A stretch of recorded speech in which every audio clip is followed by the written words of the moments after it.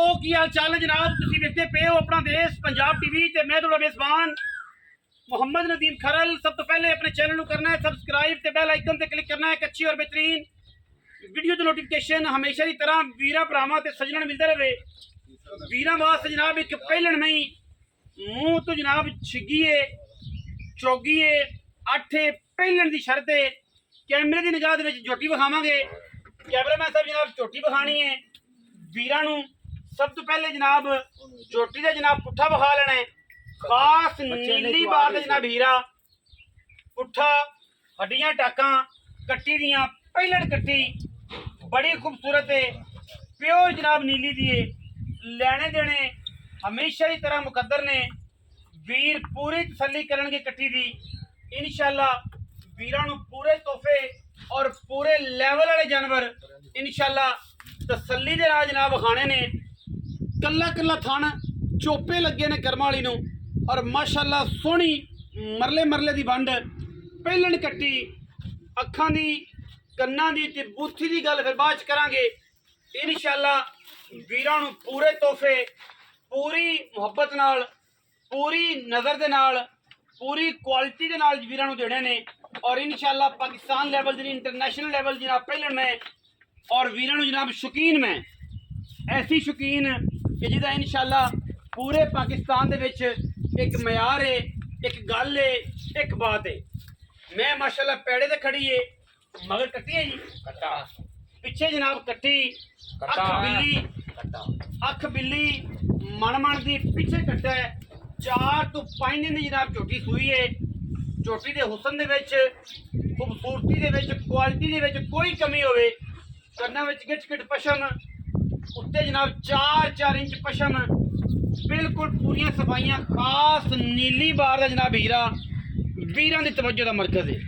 लेने देने हमेशा की तरह मुकद्दर ने पहलन मई कैमरे दे विच वीरां नूं तसल्ली दे नाल विखानी है और इंशाअल्लाह पूरियां तसल्लियां करा के कोई ऐब नहीं कर्म वाली च छट्टा फुआरा कोई नहीं बच्चे का वाधा घाटा कोई नहीं प्योर है पूरी और इंशाअल्लाह जमानियां वखरी इलाकियों वखरी पूरे पाकिस्तान दे विच इंशाअल्लाह इन्ना हसीन जमील ते खूबसूरत जानवर बहुत घट मिलेगा क्योंकि साडी अवलीन तरजीह है कि असीं जनाब नीली दे जानवर नीली दे विच विखाइए बाहर दे जानवर ना असीं विखाइए ना सानू शौक है और इंशाअल्लाह पहलन में होके अल्लाह पाक ने बड़े पाक ला छड्डे ने माशाअल्लाह।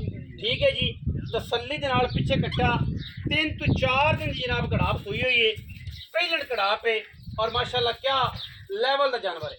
पिछे कट्टा सूं कैमरे च असीं वो भी विखावांगे झोटी नूं रब तोड़ फेर के तसल्ली भी करानी है किसी किस्म का कोई ऐब नहीं माशाअल्लाह पूरे हर निक्की हर जनाब कट्टी च पूरे ने हुसन वालों हवाने वालों किसी पासों नहीं खुटी क्योंकि चीज़ ही बड़ी अनमोल है। ठीक हो गया जी पूरी तसल्ली फिजिकली हर गल दी हर काम दी जनाब कट्टी का कद सोना पहलन में और माशाअल्लाह बड़े लेवल वाली मजीद सारी गल्लां असीं सारियां मालक ना करांगे आपां नाल पुछ लैंदे हैं। कट्टा जनाब कैमरे च विखाओ जी काला कट्टा है जी। ठीक है जी ये तो विखा दो जी ए काला कट्टा है शाह काला मां दी अखां बिल्लियां ने पुत्र दे कालियां ने कट्टा भी काला है 3 तो 4 दिन सूई है। आओ हाँ जी उस्ताद जी अस्सलाम वालेकुम जी। जी वालेकुम की हाल चाल है जी?